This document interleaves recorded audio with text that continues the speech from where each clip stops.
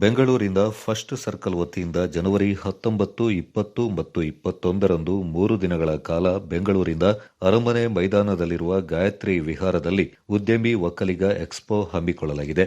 ಒಕ್ಕಲಿಗ ಜನಾಂಗದ ಉದ್ಯಮಿಗಳಿಗೆ ಪರಸ್ಪರ ನೆರವಾಗಲು ಹಾಗೂ ಯುವ ಒಕ್ಕಲಿಗ ಉದ್ಯಮಿಗಳಿಗೆ ಪ್ರೋತ್ಸಾಹ ನೀಡುವ ನಿಟ್ಟಿನಲ್ಲಿ ಈ ಕಾರ್ಯಕ್ರಮವನ್ನು ಆಯೋಜಿಸಲಾಗಿದ್ದು, ಆದಿಚುಂಚನಗಿರಿ ಮಠದ ಪೀಠಾಧಿಪತಿ ನಿರ್ಮಲಾನಂದ ಸ್ವಾಮೀಜಿಯವರ ದಿವ್ಯ ಸಾನ್ನಿಧ್ಯದಲ್ಲಿ ಮುಖ್ಯಮಂತ್ರಿ ಸಿದ್ದರಾಮಯ್ಯ ಅವರು ಕಾರ್ಯಕ್ರಮವನ್ನು ಉದ್ಘಾಟಿಸಲಿದ್ದಾರೆ.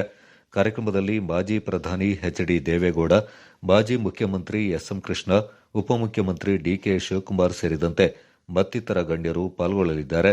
ಜಿಲ್ಲೆಯ ಒಕ್ಕಲಿಗ ಸಮುದಾಯದ ಉದ್ಯಮಿಗಳು ಈ ಸಮಾವೇಶದಲ್ಲಿ ಪಾಲ್ಗೊಳ್ಳುವ ಮೂಲಕ ತಮ್ಮ ಉದ್ಯಮವನ್ನು ಮತ್ತಷ್ಟು ವಿಸ್ತರಿಸಿಕೊಳ್ಳಲು ಇದು ಸುಸಂದರ್ಭವಾಗಿದ್ದು, ಈ ಅವಕಾಶವನ್ನು ಸದುಪಯೋಗ ಪಡಿಸಿಕೊಳ್ಳುವಂತೆ ಕಾರ್ಯಕ್ರಮದ ಆಯೋಜಕರು ಹಾಗೂ ಕೊಡಗು ಜಿಲ್ಲಾ ಒಕ್ಕಲಿಗ ಯುವ ವೇದಿಕೆ ಅಧ್ಯಕ್ಷರಾದ ಗಿರೀಶ್ ಮಲ್ಲಪ್ಪ ಅವರು ಮನವಿ ಮಾಡಿದ್ದಾರೆ.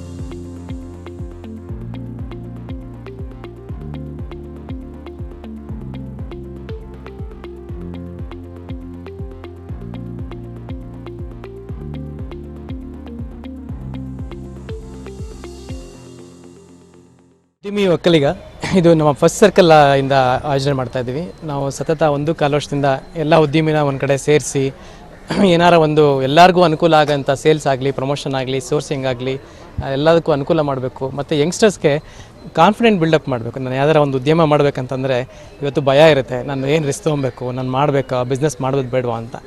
ಬಟ್ ಎಷ್ಟು ಜನಕ್ಕೆ ಗೌರ್ಮೆಂಟ್ ಜಾಬ್ ಸಿಗುತ್ತೆ? 1-2% ಗೌರ್ಮೆಂಟ್ ಜಾಬ್ ಸಿಗುತ್ತೆ, ಆಮೇಲೆ ಜಾಬ್ ಇರಲ್ಲ. ಪ್ರೈವೇಟ್ ಉದ್ಯಮಿಗಳು ಜನ್ರೇಟ್ ಆಗಿಲ್ಲ ಅಂತಂದರೆ ಆಟೋಮೆಟಿಕಲಿ ಜಾಬ್ ಜನ್ರೇಟ್ ಆಗಲ್ಲ. ಸೊ ಇಲ್ಲಿ ಆಚೆಯಿಂದ ಬಂದು ಮಲ್ಟಿನ್ಯಾಷನಲ್ ಕಂಪ್ನೀಸ್ ಎಲ್ಲ AI ಯೂಸ್ ಮಾಡಿ ತುಂಬ ದೊಡ್ಡ